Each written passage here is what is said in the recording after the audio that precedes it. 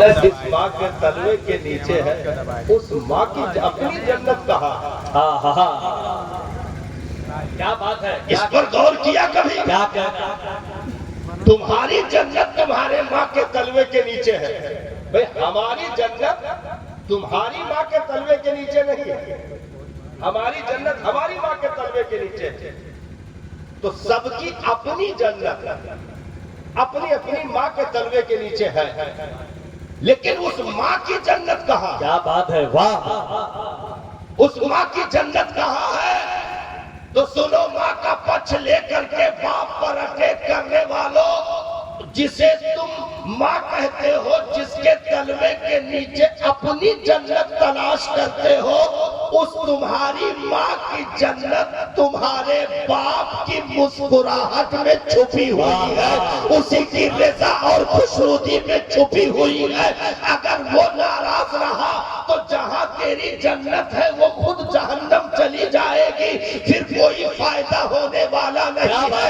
کیونکہ اگر جس تلوے کے نیچے تم اپنی جنت ڈھونڈ رہے ہو اس جنت کا پورا محل تو تمہیں اس تلوے کے نیچے مل جائے گا، لیکن باپ کو اگر چھوڑا تو دروازہ نہیں ملے گا. پوری تمہاری جنت اس کے تلوے کے نیچے ملے گی، لیکن اس جنت کا دروازہ نہیں ملے گا، کیونکہ اس جنت کا دروازہ باپ کی ذات کو رکھا گیا ہے. اس کے چوکھٹ، اس کے بازو باپ کی ذات کو رکھا گیا ہے. تو یہ زندگی کے دو کامیاب پہیے ہیں. جب دونوں سلامت رہیں گے تو زندگی کی گاڑی پٹری پر چلے گی. ایک اگر لڑکا تو ایک کے سہارے چل نہیں سکتے ہو. اس لیے باپ کی بھی شفقتیں ساتھ رکھنا، ماں کی بھی مہربانی دعائیں ساتھ رکھنا. تو انشاءاللہ اگر دونوں نے ہاتھ اٹھا دیا تو پھر تیری جنت انشاءاللہ کمپلیٹ ہو کر ملے گی. اور ماں، اگر تیری ماں تیرے باپ سے راضی ہے، تیرا باپ تیری ماں سے راضی ہے، تو اس کی بھی جنت کمپلیٹ ہے، اولادوں کی بھی جنت کمپلیٹ ہے. جیسے ایک بہت بڑے فلسفہ میں ایک بات کی تھی، میں نے اس کی اسپیچ سنی، کچھ کوٹ کیا میں نے اس میں سے. اس نے کہا ایک چیز غور کر لیجئے، گھروں میں اختلاف کیوں ہوتے ہیں، گھروں میں لڑائی دنگے کیوں ہوتے ہیں؟ جیسے ہوتا نہیں، اختلاف بھی ہوتا ہے، اولادیں ادھر ادھر ہو جاتی ہیں. اب اس میں سے کچھ اولادیں جو بہت زیادہ آزاد ہو جاتی ہیں، معاذ اللہ شراب تک پہنچ جاتی ہیں، جوئے تک پہنچ جاتی ہیں. یہ تو خیر الگ ایک ٹاپک ہے، اس پر کبھی کہیں ملاقات ہوئی اور انشاءاللہ گفتگو اگر چھڑی تو بات ہو کے رہے گی. لیکن ایک چیز ہم بتا دیتا ہوں، جس زبان کو میرے رب نے ابتدا ہی سے پاک رکھا ہو، جس زبان کو میرے رب نے ابتدا ہی سے پاک رکھا ہو اور ایسے ویسے پاک نہیں. بھائی جیسے ماں کے پیٹ میں ہم ہوتے ہیں تو ہمیں غذا کہاں سے دی جاتی ہے؟ منہ سے کی ناف سے؟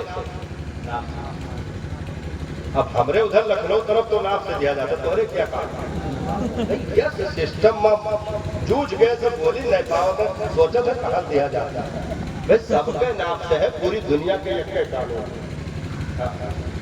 سب کے ناف سے غذا دی جاتی ہے. وہ غذا کیا ہوتی ہے؟ ناپاک خون، ناپاک خون.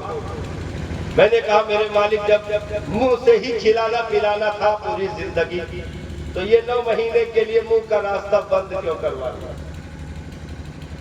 پوری زندگی اسی منہ سے تو کھانا پینا ہے نا، اسی منہ سے کھانا پینا ہے پوری زندگی. تو میں نے عرض کی میرے مالک پھر 9 مہینے میں منہ ہی کا سسٹم جاری رکھتا، اسے بند کیوں کروا دیا؟